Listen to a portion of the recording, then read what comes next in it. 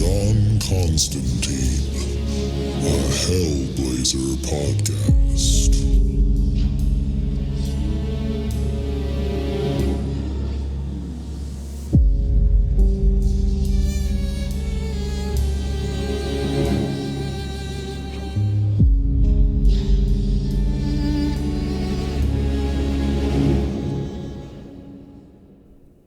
Hey there, everybody. Welcome back to another episode of Hell Talk.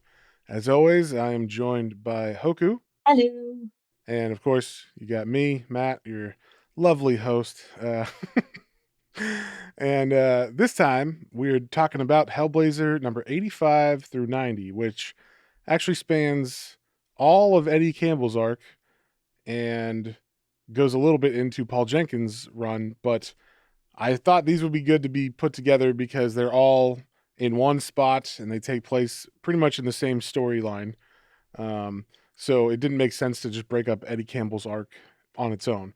So we did 4 issues of Eddie Campbell, 2 issues of Paul Jenkins, and yeah. So this was a pretty interesting run altogether, like section, because um, John's in a different place and there's all this craziness going on. So but it is written by Eddie Campbell and drawn by Sean Phillips, who we've seen before.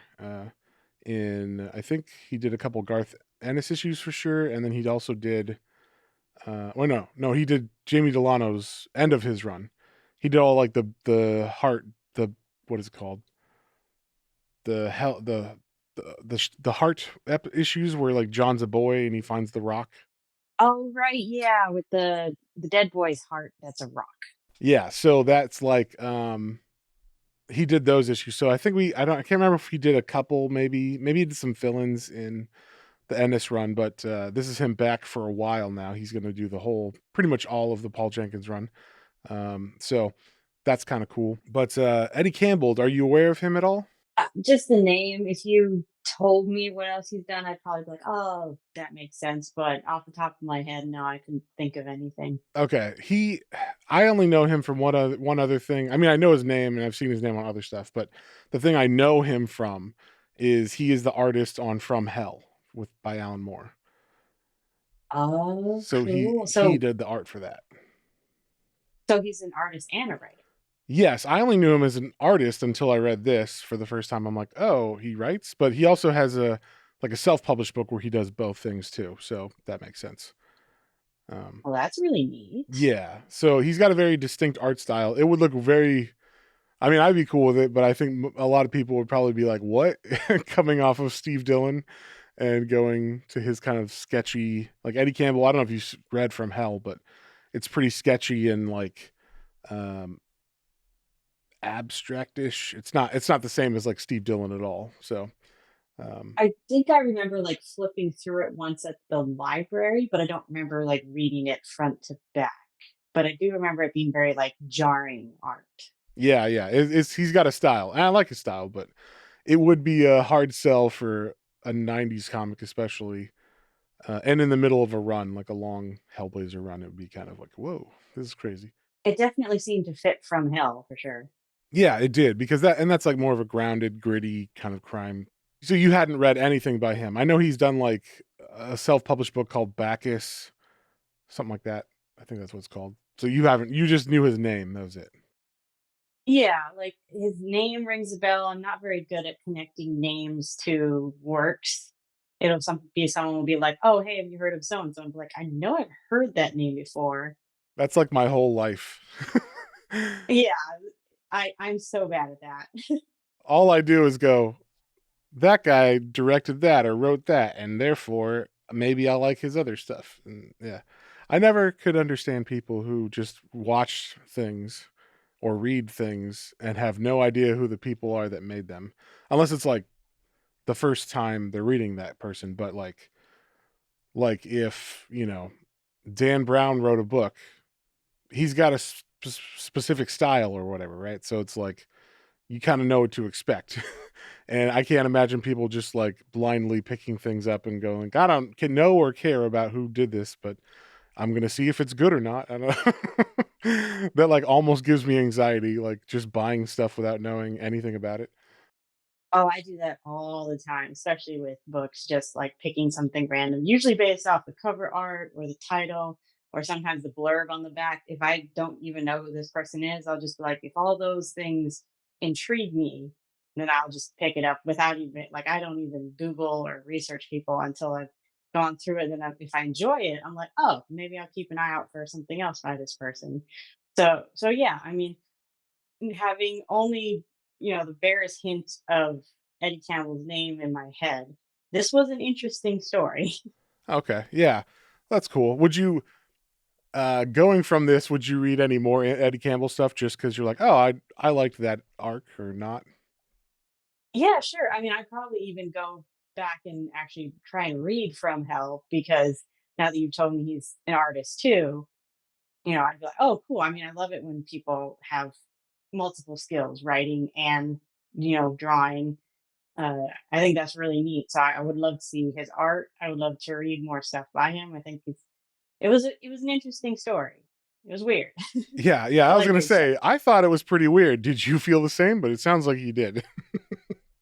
Yeah, it was a completely it was John out of his element, which also had us being out of our element because normally he's like cocksure and he knows what's going on, he knows the deal, and he figures things out. And usually we're the ones in the dark of him not telling us stuff. But this time he was kind of like just going along with what was happening until he figures it out, and then we're still in the dark because he doesn't really tell us what's going on.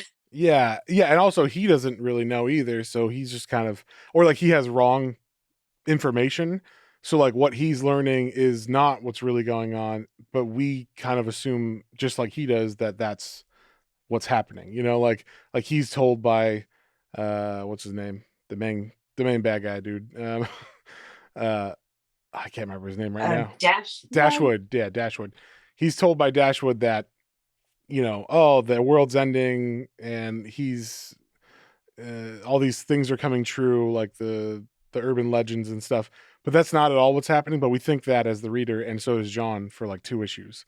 So it's like the story keeps going like this is it, and then they pull the rug out from under us and go like, no, that's not. It's this now, and then they pull the rug out from under us. So it's just like it's kind I mean, of it certainly seemed like that's what was happening. His explanation of it seemed to explain. right. But that was all fake because Dashwood was manipulating it, right? So he was actually doing it, but John didn't figure that out until after issue 2.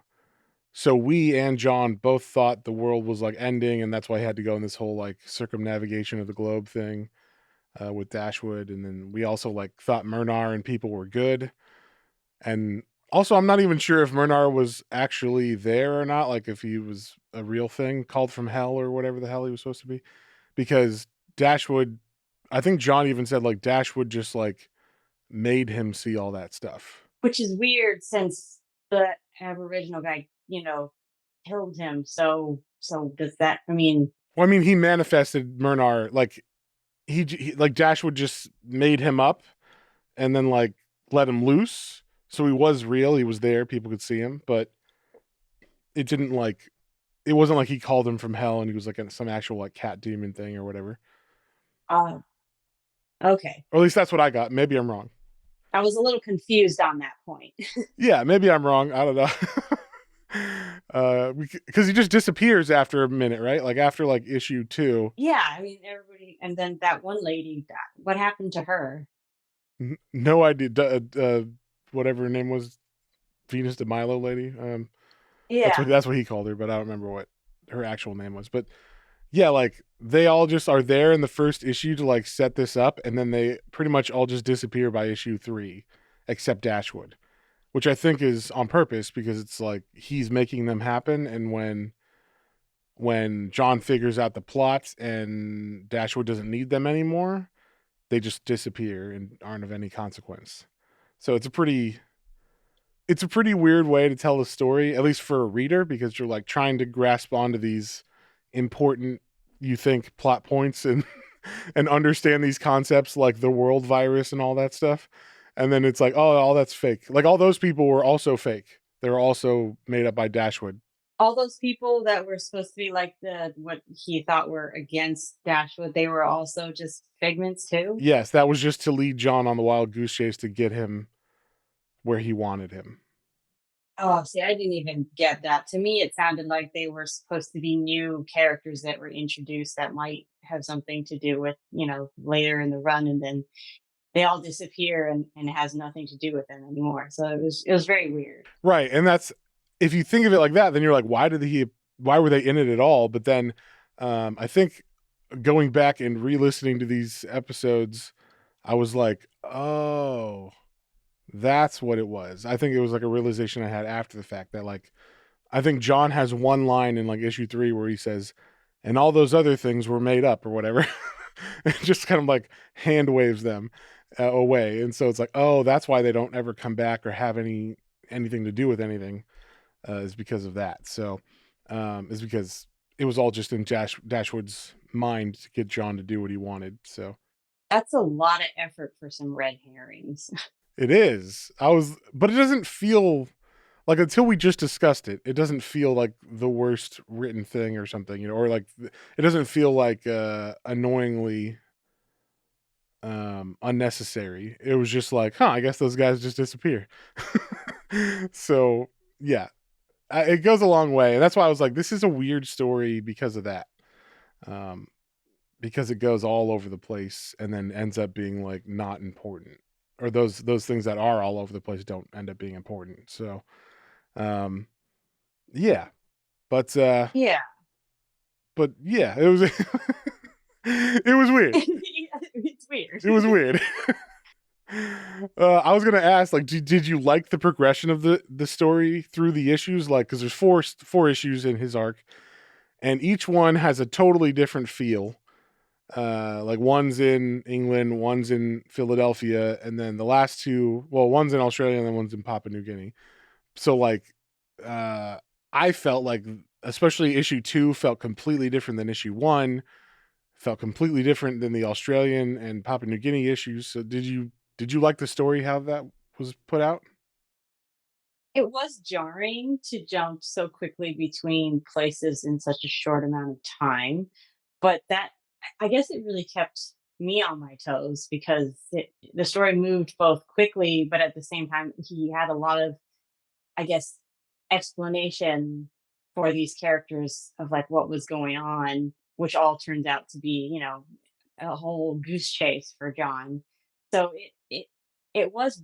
I mean, I just keep saying it was weird, but it was never boring. I'll give it that. It never felt like it was too long, moving too fast or too slow.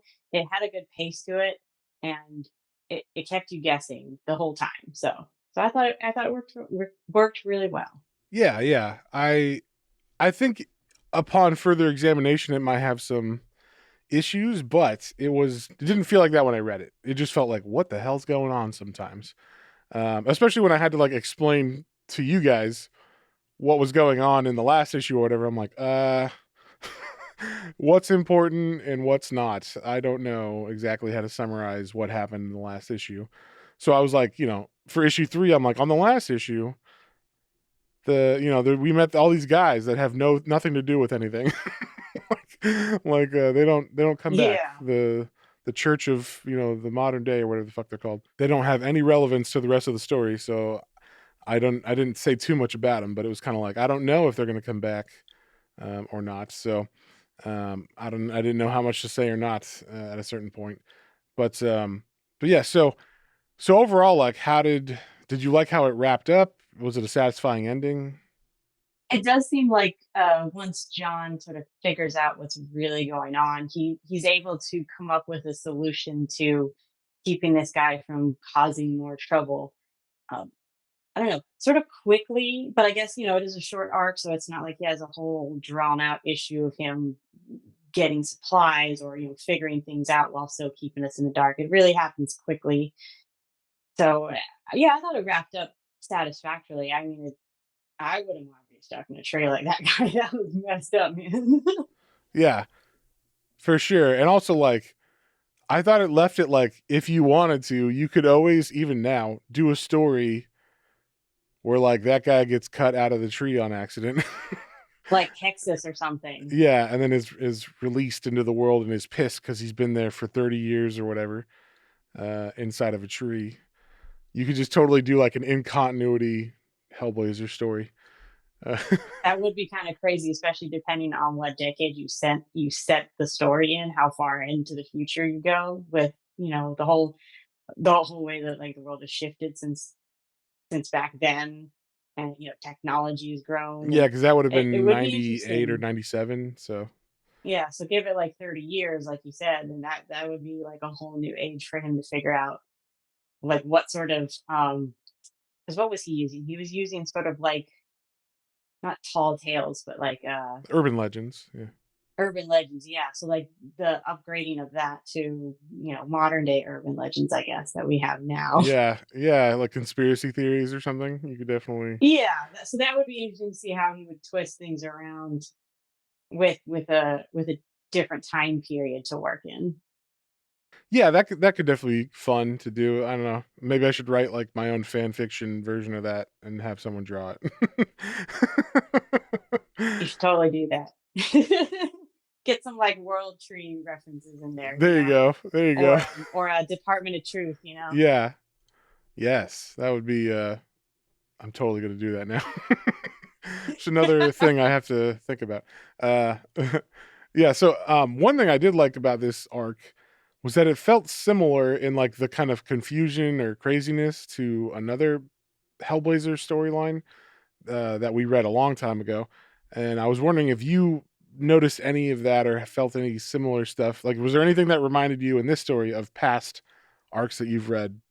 Not off the top of my head. What was it that you were thinking? I was thinking, I think it's issue 23, the one where John meets like Jehoshaphat, the guy that's like a literary character, and then he like it's like John's friend who goes to like literary prison, and all Oh the like literary yeah. characters are after him. Like Peter Pan is after this guy because he left the book, or left the Storyland. Right. Oh, I forgot about that guy. I felt like it had a similar confusingness to it, where you're like, wait, what's going on? But that was only one issue, so that was kind of like self-contained. Whereas this was over 4 issues, but I felt similar while reading that one. Like, wait, okay, like this is kind of crazy and interesting, but yeah. Also, I felt like there was a bit of like American Gods Yeah, I was in it thinking too. that more than the literary characters coming to life. I was definitely getting more American Gods feel of that sort of characters that have been brought to life based off of what was it the Church of what was it called again? I don't know, new technology, whatever it's called. Yeah, like Yeah. that feeling of creatures brought to life based off of the surroundings that they're in. Right. Yeah. Yeah. That's I felt that for sure. I don't even know if American. I'm trying to remember when American Gods was written, and this might even be at the same time that book was being written. I can't remember when it came out, but because this is '98, so that'd be pretty early in Gaiman's writing career, like novel career. Um, Yeah, I can't remember when it came out either. yeah, I don't know, but around the same time as that, so it's kind of an interesting idea that people maybe were having similar thoughts or whatnot. For all I know, Eddie Campbell knows Neil Gaiman, and they talked about similar things. So Well, it did seem like he was doing some sort of nods to him with the driver kind of looking like Dream, and he even called him Dream. so I fucked that up. I thought that was Morpheus. Yeah, so like that's sort of a what do you want to say, like a nod to characters that he created. Definitely Dream. Myrnar in general reminds me of Bast, which is like the Egyptian goddess that also has the similar like human body with the cat head. And just from the drawings that you've shown, it seemed like a similar idea. Um, Obviously, except he's a male and Bast is a female. And then even some of the other little characters that were created, like the little impish one kind of gave me like Puck feelings or something. So I don't know if those were supposed to be sort of like maybe he was drawing on legends to create his own versions of these characters. I mean, obviously Dream being like the driver was almost like a literal direct reference. So maybe in that world, he was pulling from the reality of things that exist in in that world and dreaming just in the universe to create his own versions to sort of like give some realism to John, at least trick him into thinking that these creatures are real or something like that. I don't know. Yeah, yeah. I mean, it was interesting because I thought, oh, that's weird that Morpheus just shows up to drive a cab, and then and then one of our patrons was like, that's it's just supposed to be like a reference to Neil Gaiman as like a joke, kind of like a nod. I'm like, oh, okay. But I said in the thing like, and then Morpheus is driving, so I felt stupid. But It could have totally like just from the way he looked. I think in one of the art panels that I saw it, I would have thought it was him. Plus, like I said, the character that picks John up calls him Dream. So I mean, that's his nickname. So whether it's supposed to be, you can see how I could get confused. yeah, exactly. I totally would have been like, oh my gosh, it's Morpheus. What's he doing driving the cab? Oh, that's weird. Yeah, I wonder what was going on in Sandman at that at the same time, and do they correspond? I thought, well, maybe Morpheus is like in Philadelphia right now or something. Yeah, or either that, or those characters have enough pull to like get somebody like that to be part of their group. Right, that's kind of what I thought. Is oh, they must be like the good guys or something if Dream is with Yeah. them. Um, but yeah, it was one of those interesting things. I also had another confusion part when, for some reason, I thought this arc was like, or Eddie Campbell did like a 12-issue arc for some reason, and in the first episode of this, I said, "Oh yeah, Eddie Campbell does 12 issues, I believe," and then 4 issues later, I'm like, "Oh no, that's not right at all." I don't know why, and I think I know. I think I do know why now. Like after kind of rereading all this, I was like, "Oh, it's because the Paul Jenkins run just kind of continues what was going on in the Eddie Campbell arc." So I think that's why I got confused about which, how long he wrote or whatever. But you know, stuff happens. Uh, I don't always read super far ahead on these episodes, like when I do them. So I'm trying to do that now. Now, when I try to read at least one story arc ahead, so that people, so that I can know who's important and who's not. But that's something I learned to do throughout the whole process of this. But for a while, that like I remember in the Jamie Delano run, it'd be like I'm just doing it issue by issue and I'm reading it that day. And so I'd be like, I don't know what the hell's going on here. And I don't know like if he comes back or what's going on or this guy's important. It usually bites me in the ass when I do voices because then I'm like, I'm going to give this guy a random hard voice to do. And then I find out he's in the 40 issues later, like he's in it for 40 issues and I got to do that voice the whole time. So uh, it's more of a me thing than anybody else, but Oh, we're living and learning along with you, so it's still fun. in the Eddie Campbell arc and in the Paul Jenkins arc, John visits Australia for the first time, um, and I think it's interesting to see him in a different culture or continent or whatever than just England and America because those are the only two places we've seen him really. I mean, he went to Africa in the first issue for like 5 minutes. Like I think it was 2 pages total. He was in Africa and then flew back to America. I think at that point, or no, he went back to England to get gas and then flew to America. So, um, but that's the only time we've seen John out of those two countries.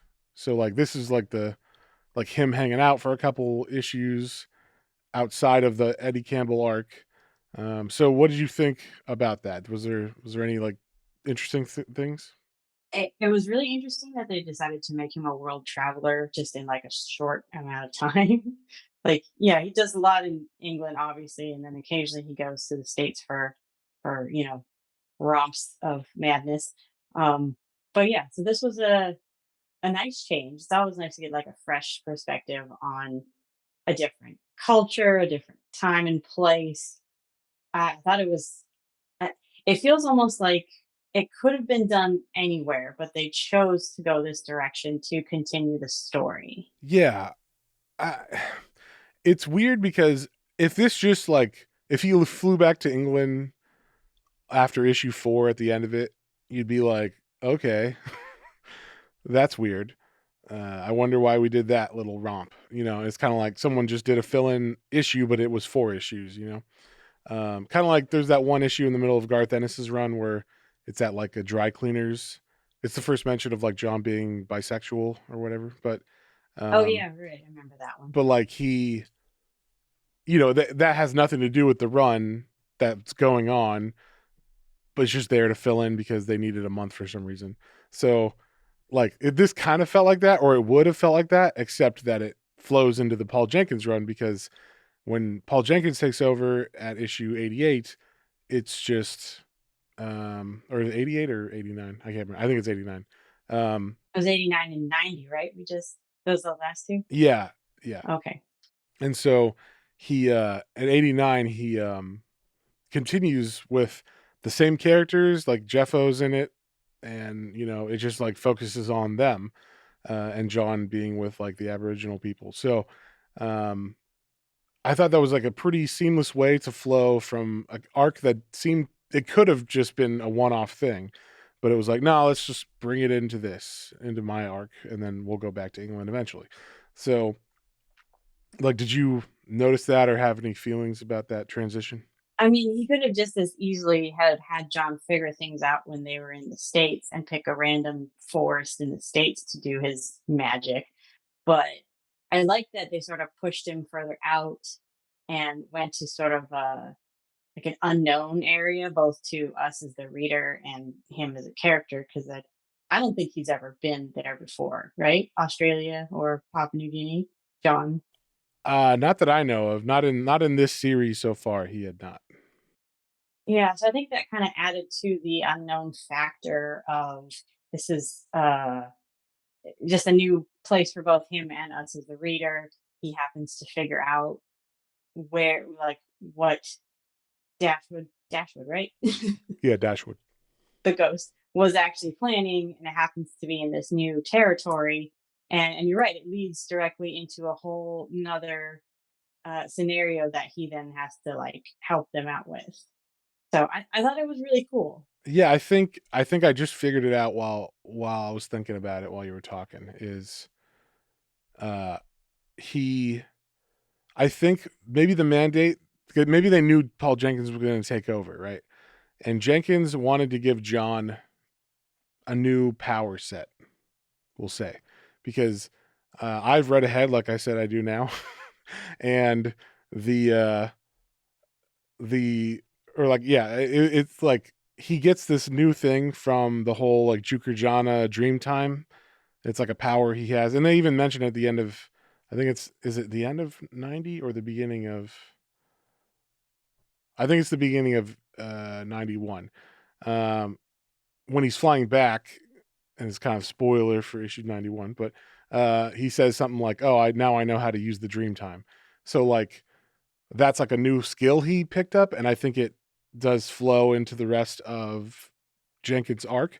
So I wonder if Jenkins was like, "I'm not ready yet to start, so why don't we get Eddie to fill in?"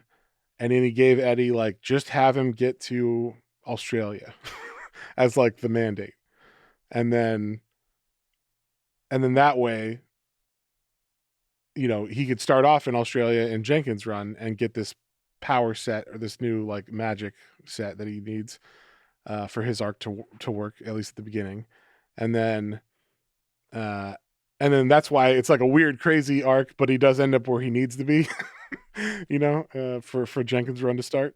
It would definitely be sort of like a broad idea as opposed to like specific, hey, these things need to happen. More just like, hey, just get him here, have fun along the way, throw some weirdness in there. I could totally see be like, wait, all I got to do is get him to Australia, then I'm going to write the craziest idea I've ever thought of. So,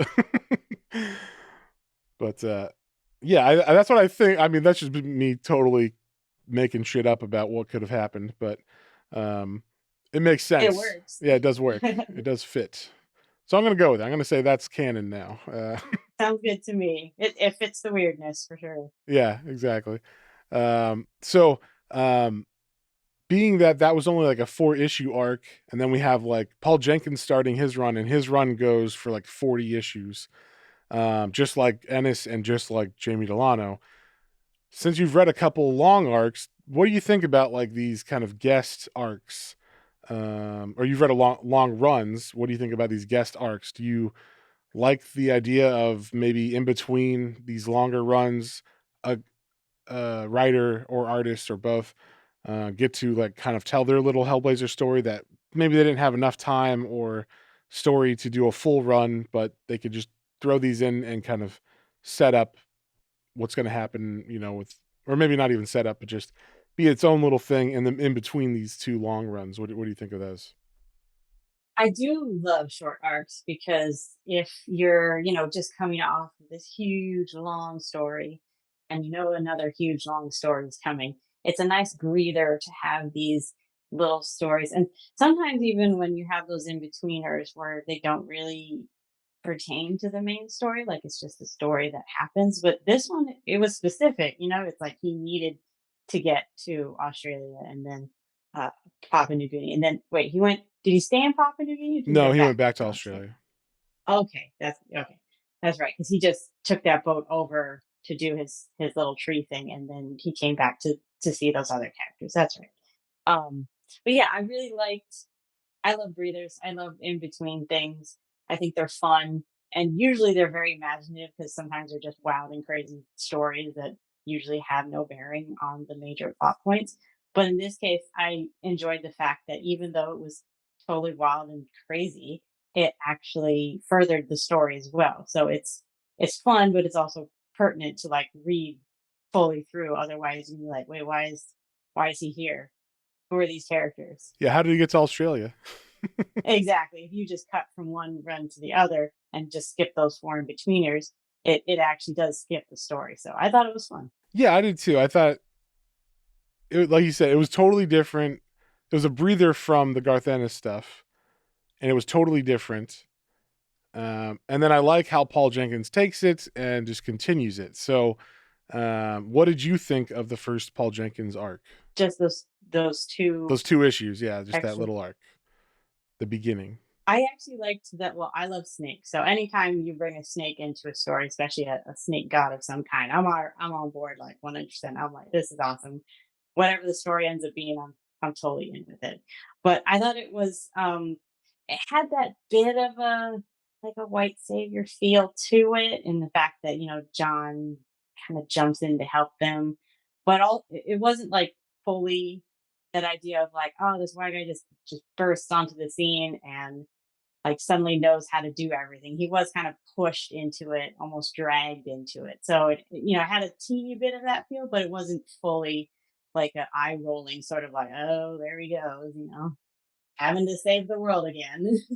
Especially for like an arc in the '90s, I was like, oh, this is like pretty, to me, like pretty like on point. Like I could see this being written nowadays, and minus the language maybe that the white people call the Aborigines, but um, like the he it's not quite a white savior because he literally says like I'm just some white guy, like like he's aware of that trope or whatever kind of thing, and he's like they don't even really need me, but like it just like they can use me in this instance and I'm here and I want to help out kind of thing. So like It's like a good twist on that idea where it doesn't feel so tropey to so like what do you call it? Like expected. I mean, you kind of expect him to help, but not in the way where he's just like taking the center stage. He just kind of like inserts his bit of like,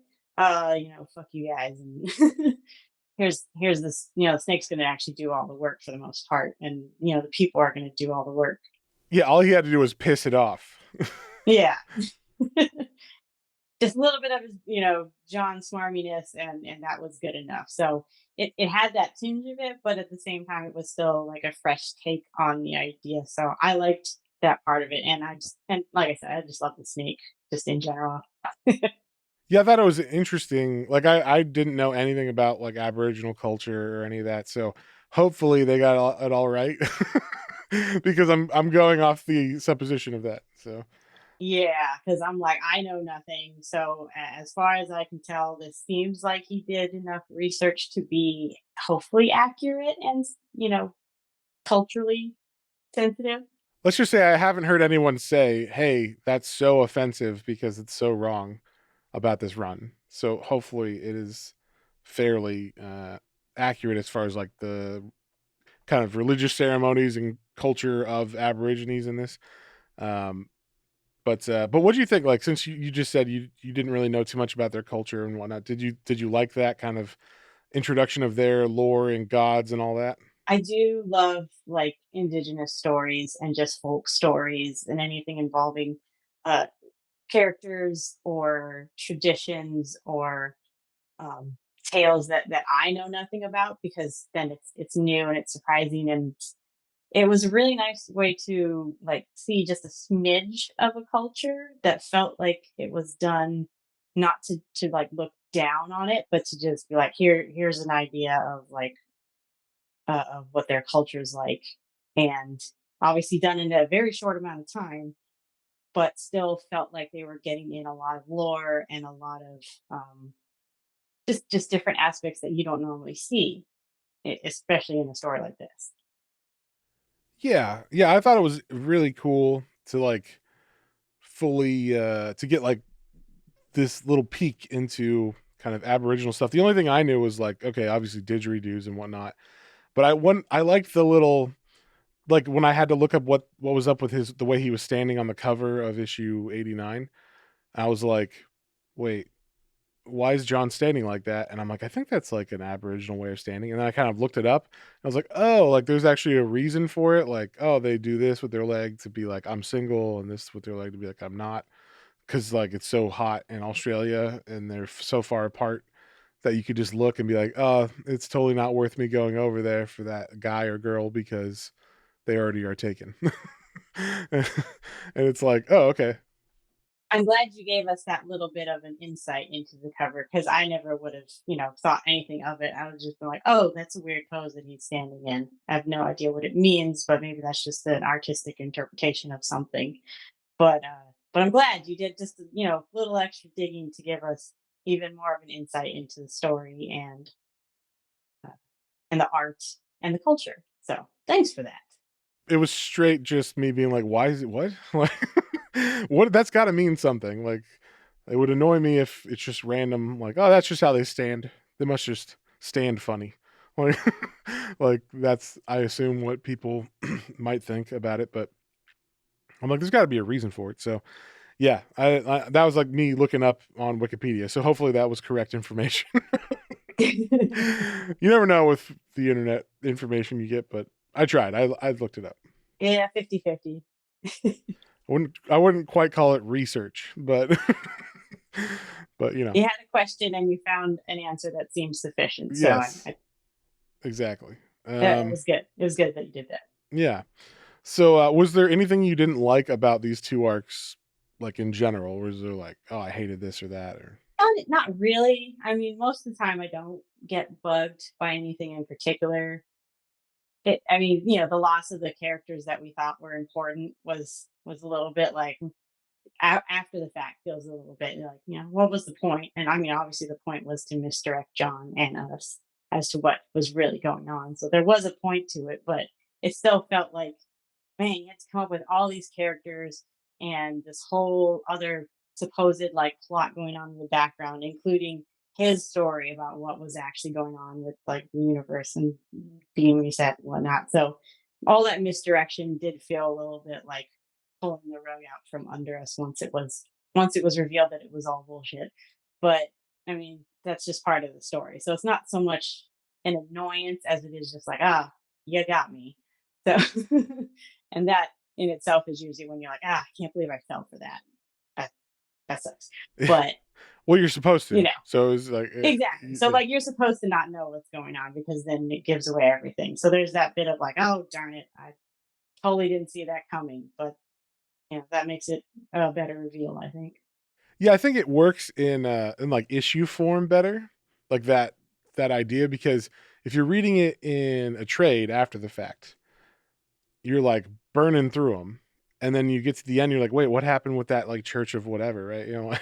Or like the church of the nowadays stuff, and it's like if in issue form, I feel like you'd be you'd be more like going with the flow of it because you have to wait a month in between. And so it is like it's written to be kind of confusing, but by the time you get to issue 4, you've forgotten about issue 2, because it's been 2.5 months or whatever. But, uh, but then when you read it in a trade, it's just like, oh yeah, 5 minutes ago I read about them, and now I'm like, what happened to them? Because it's on my mind. Which totally makes sense because I do prefer to read them in trades. I find it easier, like that sort of Netflix binging feeling of just being like, and what happens next, and what happens next, like just one after the other. So yeah, I suppose in that perspective, you kind of just instantly notice that it's like, wait, everybody disappeared. What happened? And yeah, so that's a little jarring, but it was still fun. There wasn't really anything that bothered me about this little arc and the little extra episodes that we got. I was just having a good time enjoying the story. Yeah, the only thing that jarred me, or not jarred, but it was made me like, what the hell, is specifically just because I did it wrong. Was so the snake, there's like when he goes in the water, there's like an eel that he talks to, and I thought that was the snake, but that's not the snake. Oh, right, the one that drags him Yeah, to there's like one that bites cave. his foot and drags him while he's underwater. That is a separate entity. But I didn't know because he was talking about finding a snake, and then he found that thing. So I thought, oh, okay, it's like a water snake. But then later on, we see the snake, and it's not that at all. So it's like, God damn it, I did it wrong. But like, that happens sometimes. Like I said, not reading ahead sometimes can bite me in the ass. So I've been doing that more often now. Um, but yeah, if I just read ahead, and I would have seen that, and then I could have corrected. Um, but I didn't. So so that was the only thing I was like, why'd you have two things that are similar? Like it couldn't have been like a crab or Yeah, a lobster or something that grabbed him, so it would be completely distinguishable. Of or a like, you're fish. obviously not the rainbow snake. Oh yeah, fish. You're not the rainbow snake because you're not a snake. That was the only thing I was like, God damn it! Like, but that's a personal the fuck up thing. Yeah, I mean this was a pretty short little section because it was only like 6 issues. So we're not going as long as we do on the other episodes. But was there anything that I missed that you wanted to go over? Do you think this is sort of a random question that popped in my head? Do you think that Dashwood's plan would have worked if he had just picked anyone else but John to do the whole circumnavigate the globe thing? I think John knowing who he was important, and I don't think anyone else would really know that. Maybe a villain would know that or something, but like a lot of it was John being like, "Why does this guy like who is this guy? He's not as bad as I thought," or what the history books say. Like John was intrigued because he knew who he was and that he was like magically inclined and all that. So, um, yeah, I don't think it would work with any other, especially hero, but character. I mean, I could see like Batman or something getting like into it and then figuring it out way before John did. you know, Oh, because like John's not the world's greatest detective, so so right. yeah, I was just thinking like any other. I'm assuming he picked John because it was like the magic is what he needed, and there are other magic users in the world, like in their universe. I was just curious, like if he had picked anyone else but John, maybe he might have actually gotten away with it. But because he decided to go for John, him being, I guess, British and like you said, knowing of him, that kind of foiled his plan, like right from the get go. yeah. I think with John, he was able to like because he knows like people make up stuff about Satanists or whatever they called him back in the day, and so like he was willing to like buy what Dashwood was putting down to an extent. So John being like clever on his own was like, we'll see. Like he always had like a reservation about him.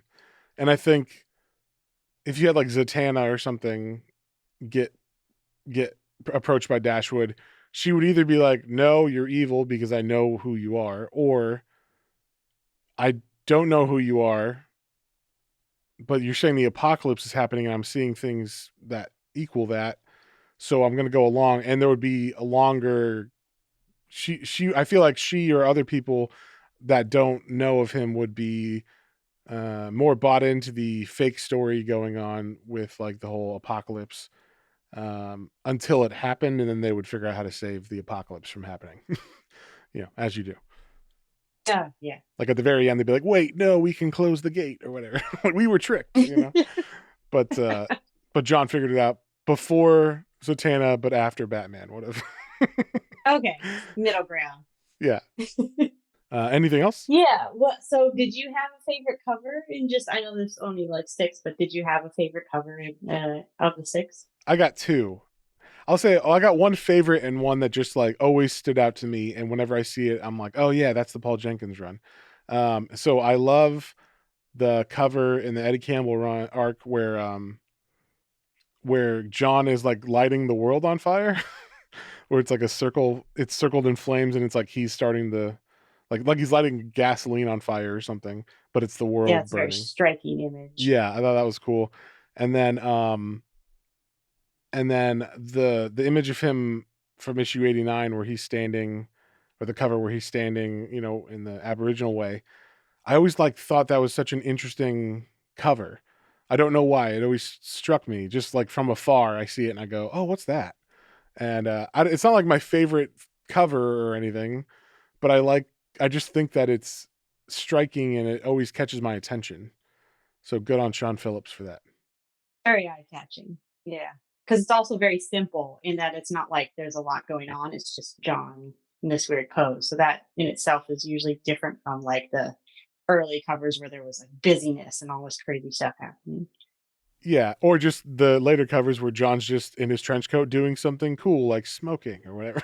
Like, Yeah, turning over his shoulder to look back at you or something. yeah, mysterious.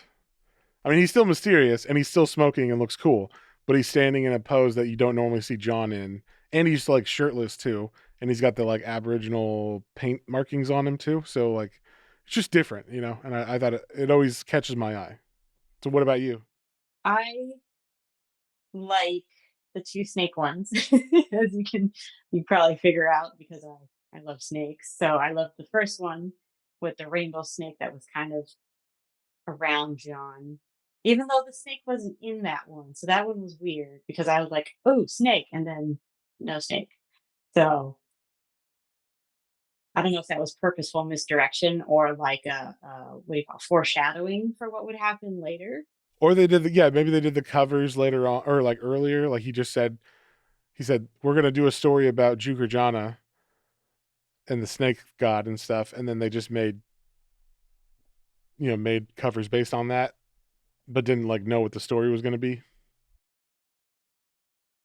That's possible too. But I loved it. Anyway, I loved the colors of the snake on that one, and then the later one where he's all wrapped up and looks like he's almost being crushed slash crucified on the snake. That is a cool one, I'll give you that. Yeah, where he's all wrapped up. I always hear that the Jesus Christ Pose song by Soundgarden. I always hear that when I see that cover. But yeah, so cool. Was there anything else? No, I think kind of picked at this one enough. All right, cool. Well, then we will be back with probably, I got to look, maybe like the first two arcs of the Paul Jenkins run, or maybe the first. I don't know how many like one shots there are, but we'll look at it. Probably it'll be like issue one. Oh, you know what? I know what it is. Issue 100.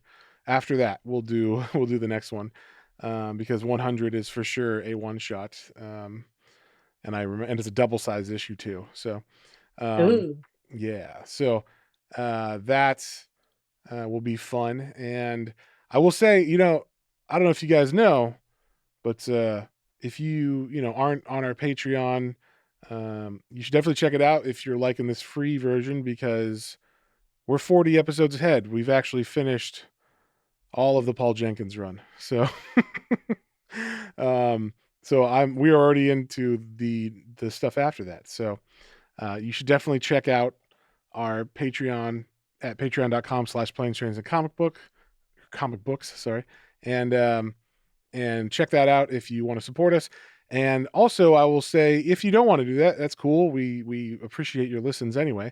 But if you wouldn't mind, giving us a rating, like a 5-star rating, if you like, or whatever star. Actually, we just appreciate the feedback, and or a review wherever you guys listen to your podcast. That'd be awesome. So, I think that's all. We'll see you on the next one. See you later. Bye.